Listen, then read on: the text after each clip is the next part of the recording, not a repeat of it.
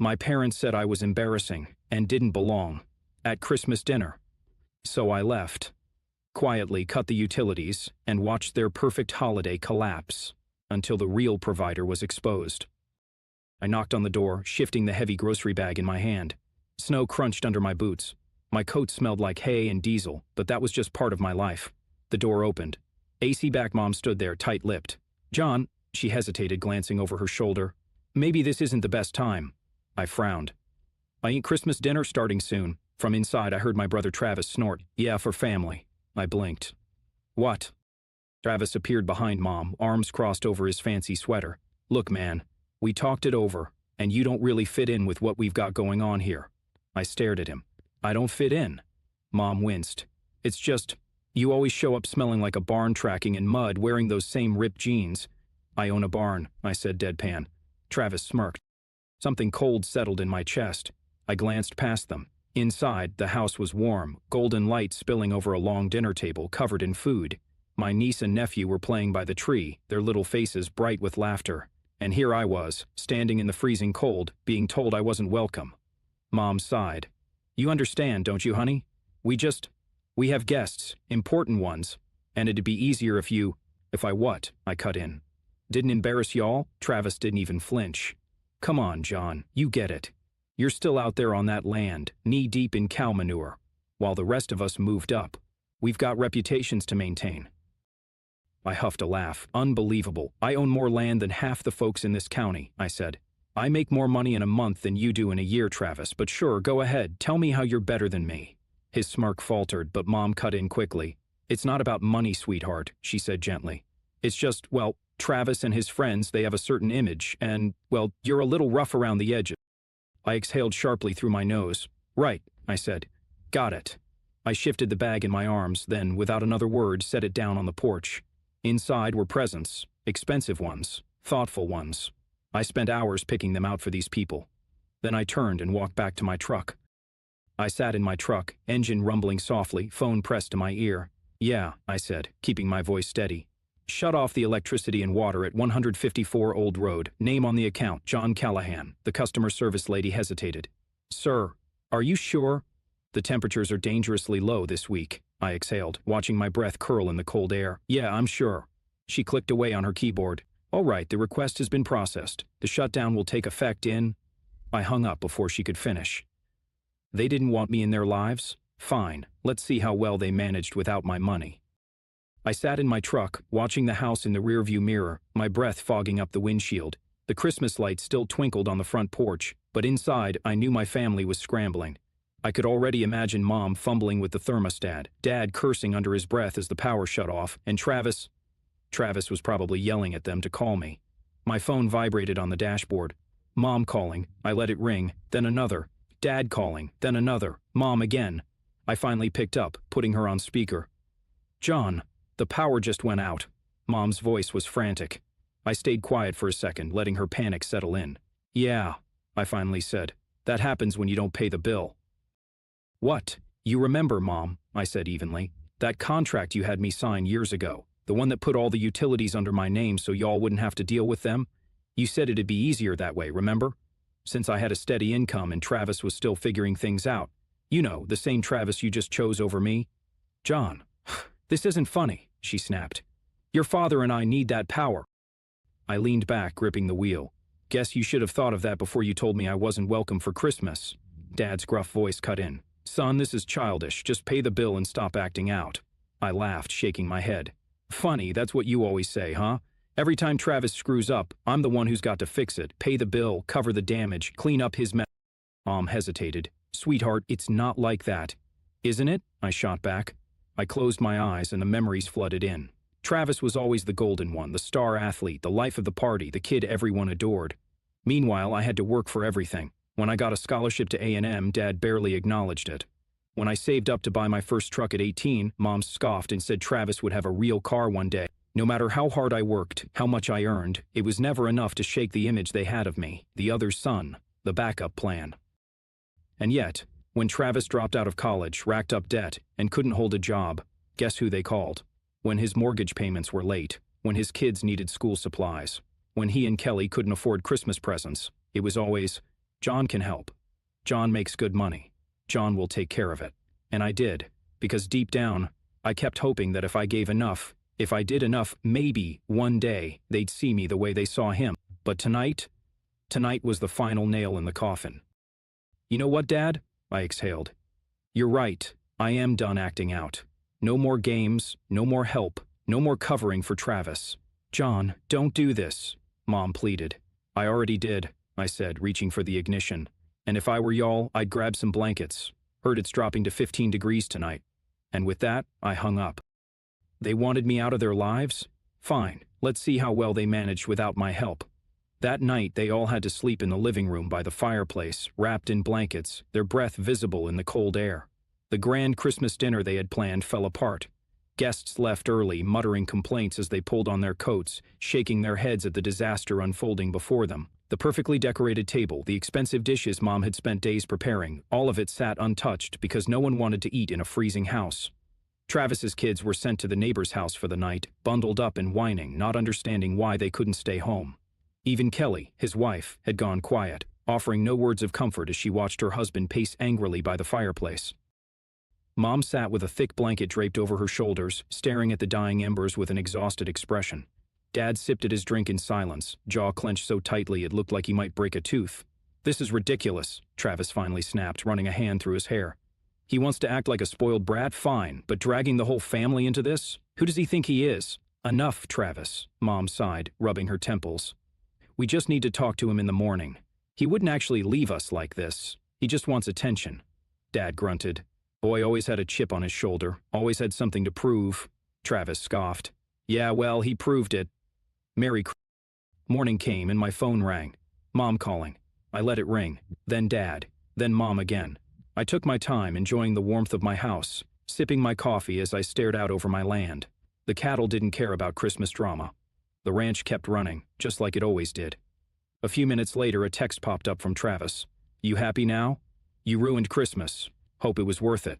I chuckled, shaking my head. Yeah, it was. Then another call. This time I picked up. John, Mom's voice was hoarse, exhausted. Do you know what you've done? We spent the whole night freezing. The kids had to go to the neighbors. The guests all left early. You ruined Christmas. I let the silence stretch for a second, then took another slow sip of my coffee. I didn't ruin anything, I said finally. I just stopped paying for it. Dad's voice came next, sharp and cold. Enough of this nonsense. You've made your point. Now turn the power back on. I smirked. No, Mom let out a shaky breath. John, please. You can't just do this to your own family. I barked out a short laugh. Family, I echoed. That's rich, coming from the people who locked me out on Christmas Eve. Guess that only counted when y'all were the ones doing it, huh? You're being dramatic, Mom tried. Am I? I shot back. Because from where I'm sitting, all I did was finally treat y'all the way you treat me. You know what? That's not true, Dad growled. I leaned back in my chair, stretching out my legs. All right, let's go over this real slow then, I said, my voice smooth and even. You needed someone to handle the bills? I did it. You needed the heat fixed. I covered it. You needed someone to make sure Travis's kids had a good Christmas every single year? That was me too. And what did I get for it? What did I get for all those years of taking care of this family? Silence. That's right, I muttered. Not a single thing except a door slammed in my face. Mom sniffled on the other end of the line. Then Travis spoke, his voice venomous. You think this is funny? He spat. You embarrassed us in front of everyone. You just had to make a scene, didn't you? I wasn't even there, I reminded him. Y'all were the ones making a scene. I just finally let you deal with the consequences. You're completely insane, he hissed. What kind of brother does the kind that got tired of being used? I said simply, taking another sip of coffee. Travis cursed quietly. I could hear Mom trying to stifle another sob, Dad muttering something about me being stubborn and ungrateful. I smiled to myself. Merry Christmas, y'all, I said. Then I hung up. I tossed my phone onto the table and leaned back in my chair, exhaling slowly. The silence in my house was peaceful. No yelling, no guilt-tripping, no expectations. Just me, my coffee, and the warmth of my fully functioning heating system. It was a stark contrast to the chaos I imagined was still unfolding at my parents' place. Travis's text popped up in my mind. You happy now? You ruined Christmas. Hope it was worth it. Was I happy? Not exactly, but I wasn't unhappy either. For the first time in years, I felt free. I got up, pulled on my boots, and stepped outside. The air was crisp, the kind of cold that bit at your skin but felt refreshing when you breathed it in. The ranch stretched out before me, covered in a thin layer of frost. The cattle were gathered by the feeding troughs, their breath rising in misty clouds. They didn't care about family crassa. Neither did the frozen grass beneath my boots or the sky turning pale blue with the morning sun. I walked toward the barn, hands in my pockets, thinking about how different my morning was from my family's. Mom was probably still curled up by the fireplace, wrapped in every blanket they owned. Dad would be frustrated, pacing around, grumbling about how ungrateful I was. And Travis? Oh, I had no doubt Travis was still fuming, probably calling everyone he knew to tell them what a disgrace I was for turning off the power. I should have felt guilty. I didn't. Instead, I felt like I had finally done something that should have happened years ago. They had spent so much time making me feel like I owed them, like it was my duty to take care of them, to put their needs before my own. And for what? For this? For a family that tossed me aside the second I wasn't useful to them? I shook my head, walking into the barn.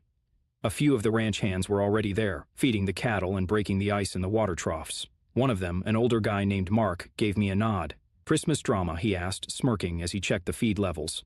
I had to laugh. "Something like that." Mark chuckled. "Yeah, I remember those days. Haven't talked to my folks in years. Best decision I ever made." I didn't respond. Instead, I just grabbed a bucket of grain and started working alongside him. The morning passed in a blur of chores, and by the time I got back to the house, I had nearly forgotten about my phone. Nearly. When I finally checked it, there were more missed calls, a few voicemails. I ignored them, but one text caught my attention. It was from Kelly, Travis's wife. "Hey, I just wanted to say I understand. I don't agree with what happened. I told Travis he went too far. I know you've done a lot for us, more than he'll ever admit. Just wanted you to know that." I stared at the message for a long moment, then set my phone down. Maybe not all of them were beyond saving. That night, I sat on my porch with a beer in my hand, watching the stars. It was quiet, peaceful. Then headlights appeared in the distance, bouncing along the dirt road toward my house. I sighed, already knowing who it was. Sure enough, Dad's truck rolled to a stop in front of the house, and the door swung open. Dad stepped out first, arms crossed, face like thunder. Travis followed, looking just as irritated. Mom stayed in the truck, watching from behind the windshield. They didn't even wait for me to speak. "You done with this nonsense?" Dad snapped, marching up the steps. I leaned against the railing, staying relaxed. "Good to see you too, Dad." "Turn the power back on," Travis demanded. "The house is freezing, Mom's exhausted, the guests left, and the kids had to sleep at the neighbors. You've made your point." I raised an eyebrow. "You mean you've made your point, Travis? The one where you decided I wasn't welcome? Because I didn't meet your standards? That point?" Travis clenched his jaw. "You didn't have to take it this far." Dad's nostrils flared. "Enough. You're going to stop this foolishness and do right by your family. You owe us that much." I stood up slowly, setting my beer down. "Oh, you?" I repeated, my voice dangerously calm. Dad hesitated for a split second, but then doubled down. "Darn right you do. After everything we've done for you?" I let out a sharp laugh. "Everything you've done for me?" Travis crossed his arms. "Yeah, John. We raised you, made sure you had food, clothes, a roof over your head. And this is how you repay us?" I exhaled, shaking my head. "Wow, you really believe that, don't you? You think feeding your own kid and putting a roof over his head is some grand favor?" I asked, my voice low. "That's called being a parent, Travis. It's the bare minimum. You don't get a standing ovation for that." Silence. "You want to talk about who owes who?" I continued, stepping forward. "Let's talk about what I gave you. Who covered the bills when you couldn't pay them? Who made sure your kids had everything they needed? Who kept Mom and Dad's house running when they didn't want to deal with it?" Travis looked away. "You took everything from me," I said, voice cold. "And the one time I say no, suddenly I'm the villain?" Dad exhaled sharply. "John, son, you're making this bigger than it needs to be." I shook my head. "No, I'm finally making it the right size." Mom finally stepped out of the truck, her eyes tired, voice soft. "Sweetheart, please. We don't want this to be the way things are." I turned to her. "You don't want this?" I asked, and for the first time my voice wavered slightly.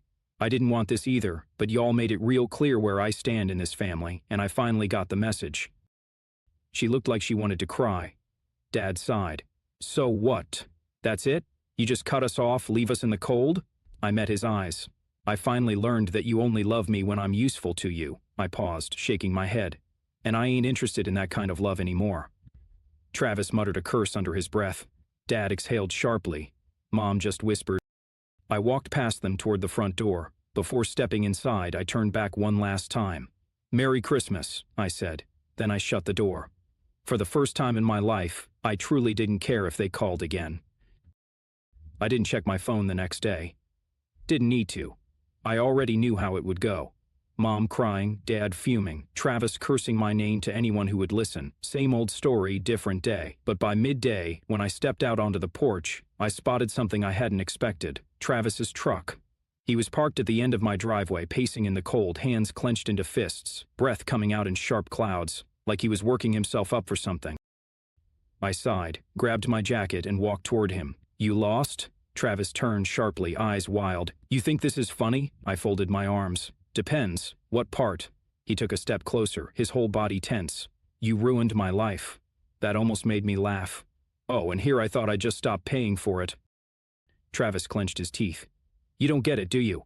Kelly took the kids and went to stay with her parents. She said she's tired of the stress and needs space. She thinks I'm a screw-up, John, because of you." I raised an eyebrow. "Because of me? Or because she finally saw what I've been seeing my whole life?" His face went red. "I lost everything. And I lost years taking care of a grown man who never once said thank you." I shot back. "Forgive me if I don't feel sorry for you." Travis was breathing hard, shoulders rising and falling like he wanted to fight me right there in the dirt. I tilted my head.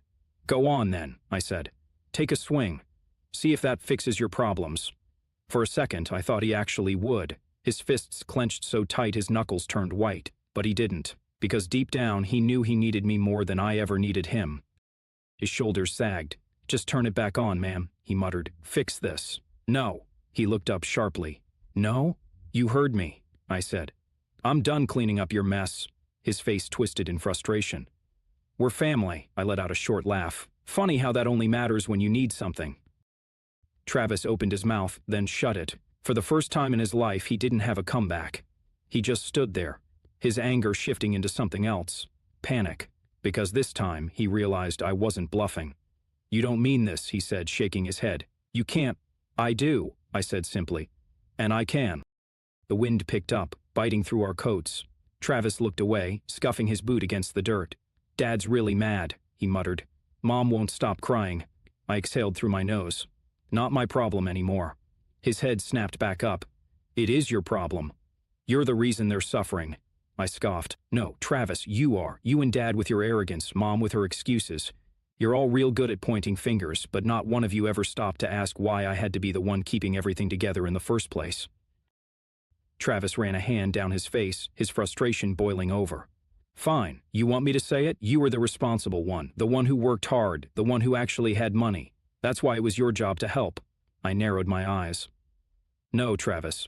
That's why it was easier to dump on me. Doesn't mean it was right." Silence.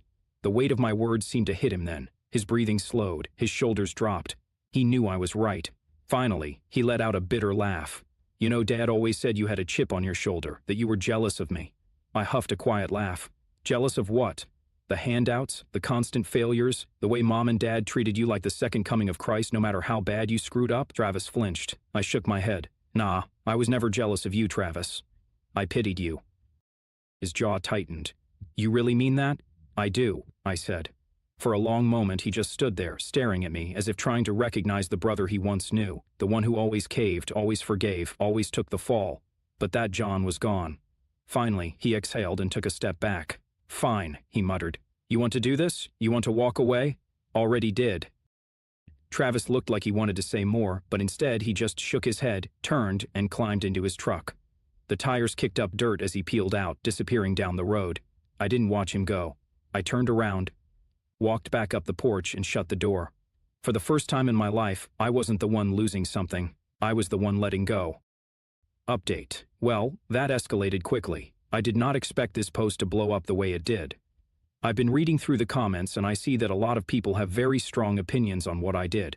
Some of you think I went too far, some think I did exactly what needed to be done, and some of you think I'm the worst person to ever walk the earth. So let's address some of the biggest comments I've seen. "You left your own parents to freeze? What kind of person does that?"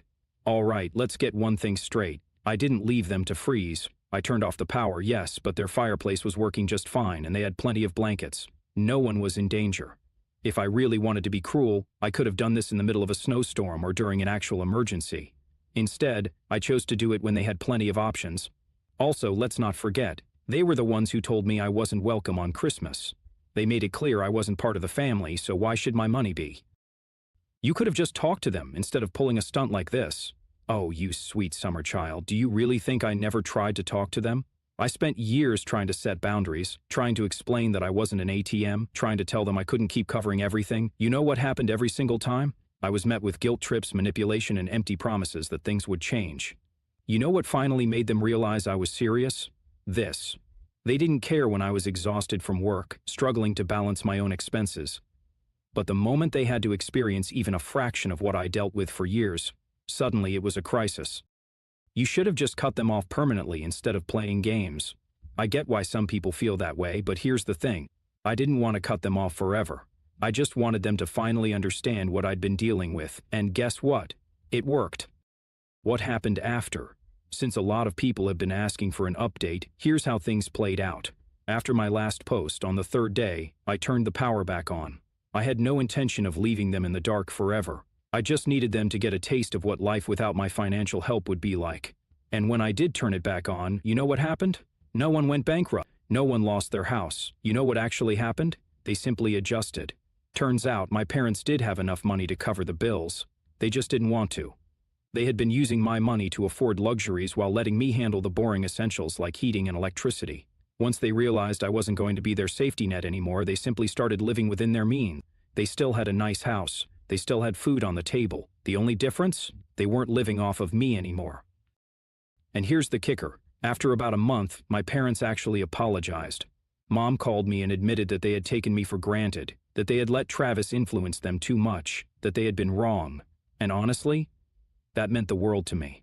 For the first time in years, it felt like they actually saw me as more than just a wallet. But did it last?